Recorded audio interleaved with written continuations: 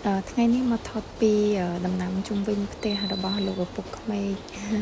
ដើមចេកគឺផ្លែរបស់វាគឺល្អមែនតើនេះចេកណាំវ៉ា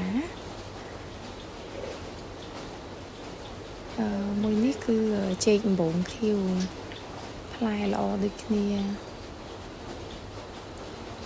ហើយផ្នែកខាងនេះគឺបន្លែផ្អែមស្អមគឺដំណាំជុំវិញផ្ទះយើងគ្រាន់បេះស្លល្អមែនតើឡើងខៀវ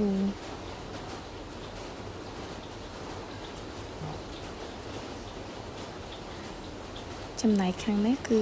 ដំណាំផ្កាគឺផ្កាដាំលម្អជុំវិញផ្ទះនេះស្ដែកគួរតែងាប់ដើមអស់ហើយនេះគឺជាដំឡូងដែលដាំនៅច្បាររបស់ឪពុកក្មេកបងគឺល្អមែនតើឲ្យធំ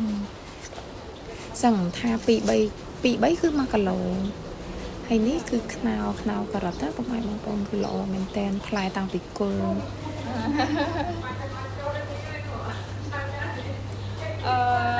បងប្អូនញ៉ាំការ៉ុតខ្នោការ៉ុតណាអូខ្នោការ៉ុតល្អមែនតើ